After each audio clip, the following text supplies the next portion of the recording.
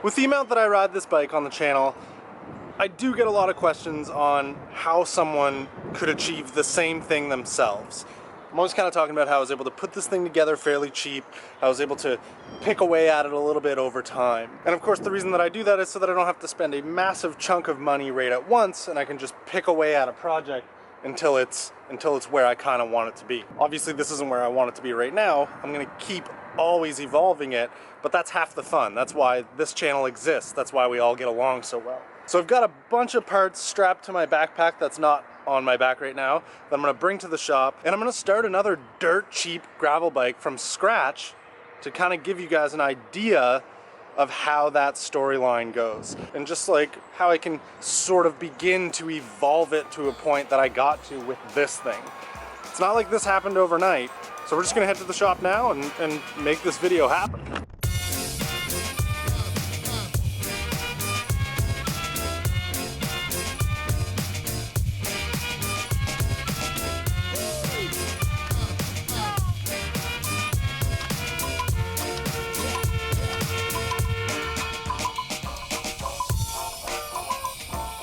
Associates did was take the brain circuits from your dead body. We stored them in electrochemical batteries until we had a chance to rebuild the cities and begin our quest. So this is today's subject as a candidate for a crappy hybrid that gets converted to a absolutely dirt cheap gravel bike. Because it's got tire clearance for days everywhere. I think I'm probably going to be able to fit something absolutely massive in here. Everything on this bike is super worn out. Nothing is really salvageable except for the wheels, sort of, the frame and fork. Everything else can literally go. I don't have to feel bad about tearing anything on this bike apart and throwing it out. The beauty of bikes like this, as I like to call them, it's like a dad bike. There's one of these in every single dad shed of all time. If you're looking for a decent candidate to do what I'm about to do to this bike, literally just go find any dad and ask them what their bike is and if they want to get rid of it. There's a good chance they'll probably say yes. There's a very good chance it will be very similar to this. And there's a very good chance that it's not really going to cost you anything because it's probably going to be covered in dust and it's probably going to be beat as hell. Now, because I'm going to do this as cheap as possible, I'm using all parts that I had left over, but I am going to link the cheapest parts I could find on Amazon to do the same below. The price that it would cost to build a bike like this is obviously going to vary, but it can be done for super cheap. This is a seat post that I bent that is left over from my mountain bike. These bars, undersized, which will go right onto that stem, which unfortunately I'm reusing. These are something that was left over from old projects that I don't use anymore. I am going to change the cranks out because I have a set, and the ones that are on the bike, well, they're pinned chain rings, and it's just not very good.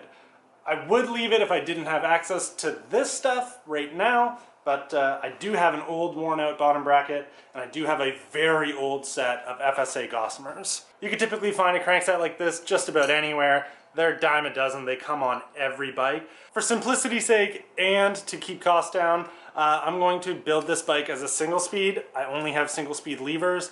I don't really have just like spare derailleurs hanging around, but I do have this stuff so that I can get the project started. Random saddle. Now because I'm not really going to be reusing anything on this thing, disassembly is going to be very quick and very easy.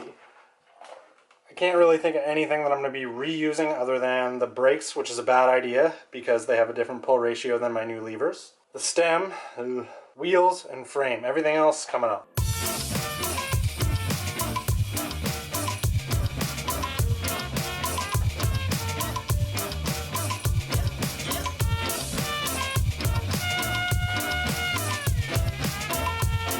Now, if you are going to take this on yourself, fantastic, but you are going to need a crank puller to get these off. I will link it below. It will be this one. And then what you're going to want to do is just, you know, cross your fingers, hope to hell that this doesn't strip and that the crank comes off just fine.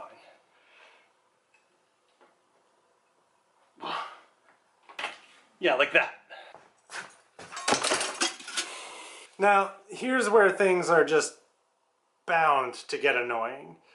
There's a lifetime of grit and disgustingness here. I very much anticipate that this bottom bracket will fight me with every bit of its being to not come out. That's kind of just one of the things that you end up kind of dealing with when you pick up an old dad bike. And when that inevitably doesn't work, you come up with another way to get things to stay in place. And then you're going to want to hit your tool with a big hand.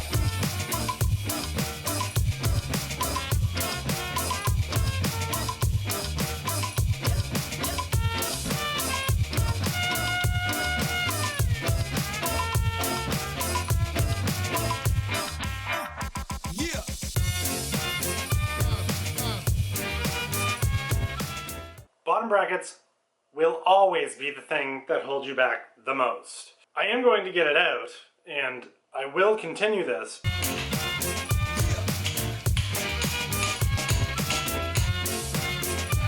See? Bit rough. Now at this point, as with, any project, it makes sense to clean the whole thing and give it a good assessment, make sure that the bike is safe.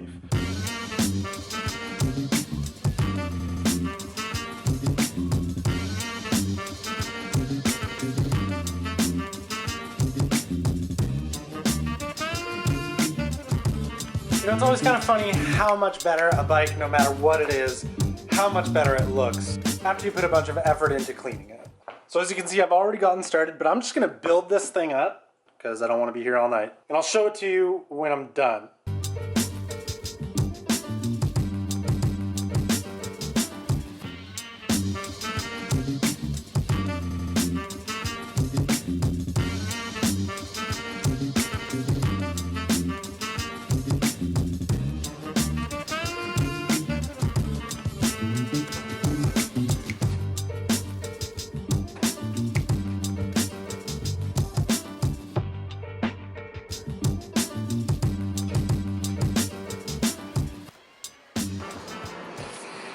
Good enough. This wheel was a little bit messed up, almost no tension in the spokes at all. Just kind of added a bunch. It doesn't want to come out super round, but I don't really care. The whole reason that you pick a bike like this is because of the fact that it can just fit monster tires. And earlier, before I did this all, I had checked to see what would fit, and I was able to sort of fit a 2.1. It rubbed the littlest bit on the rear triangle. So a 2.1 doesn't really make sense. However, I do have these leftover tires from a friend of mine. Tires that were just kind of too worn out for him to race on anymore. He said, "Do you want them?" I said, "Yes." And now they're going to go on this bike for the time being.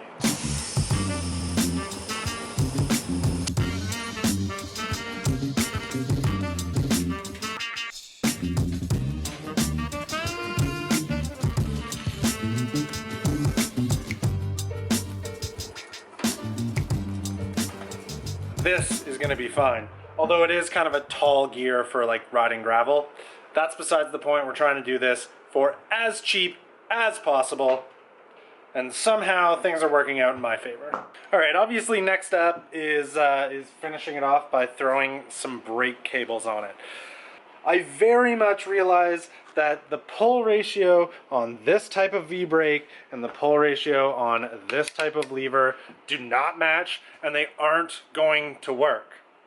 But I don't care, because I don't have any cantilever brakes here to build this up and make it work. It's also worth noting that I'm going to reuse the cables that were on this bike just to save even more money. Hopefully they're longer.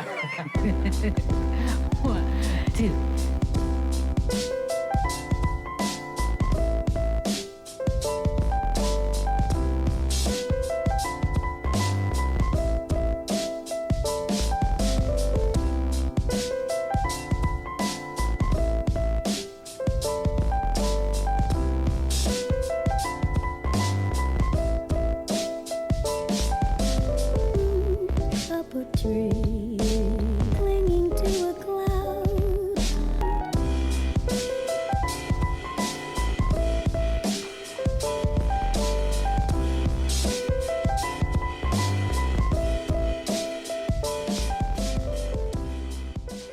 So here it is. Here's the final product of changing a dad bike hybrid into just an absolutely dirt cheap gravel bike.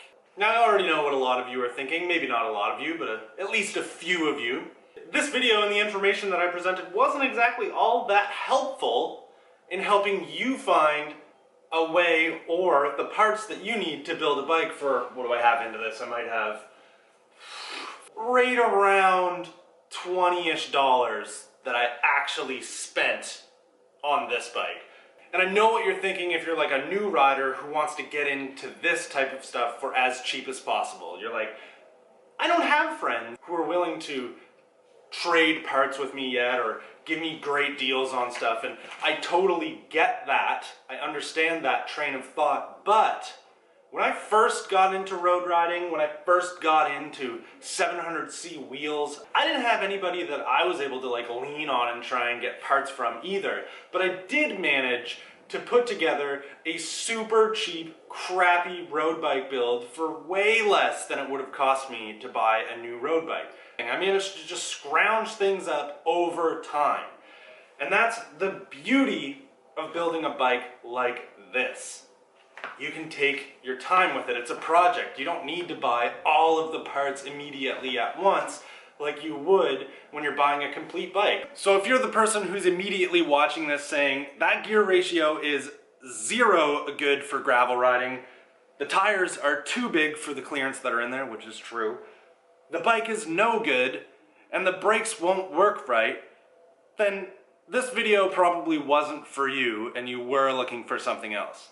Now, if you're the type of person who likes to mess around with stuff and change things into other things, then this video probably talked to you quite a bit. You're like, hey, that's pretty cool that you can just like find some stuff and throw it onto this like weird hybrid and turn it into something cool. So for those of you who are still here watching and are interested, here is what I actually did and changed to this bike. Obviously the old flat bars were changed to a drop bar with old SRAM Apex 10-speed shifters that have been gutted to be single-speed shifters. And I know I said that these levers with these V-brakes isn't going to work, and really the reason for that is the pull ratios are different, but if you were in a pinch and you needed to do this, the brake power is good enough. In fact, these brakes have enough power that I'm able to kind of like hop around on the bike and the wheels will lock up without much effort.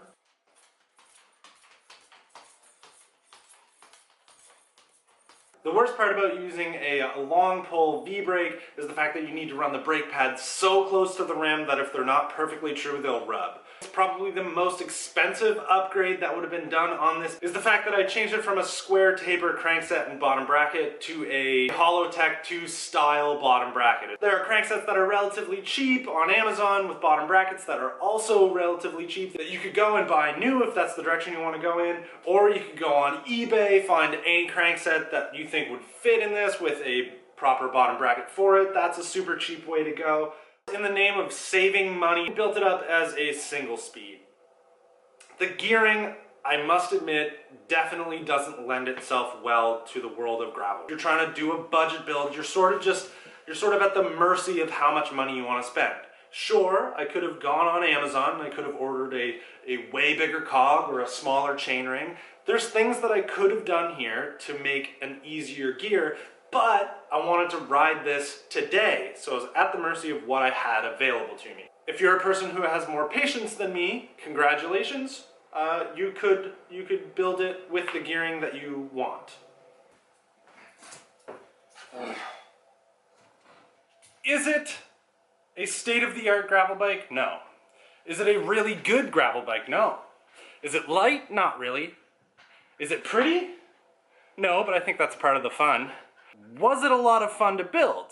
Yes. If you want to get into a bike and you don't want to buy a cookie cutter one, or you don't have the money to drop a ton of money at once, and you don't mind the idea of an ongoing project, something you can upgrade, something that you can ride as you work on it, then doing something like this is for you. This is what I'm all about. I love building garbage like this. The only thing this bike needs is to be my size, because it's way too big. A really small chainring and a bigger... It needs things. Building things is super fun. And I promise you, you will thank yourself for learning how to do all of this on a garbage bike before you start tinkering with more expensive things.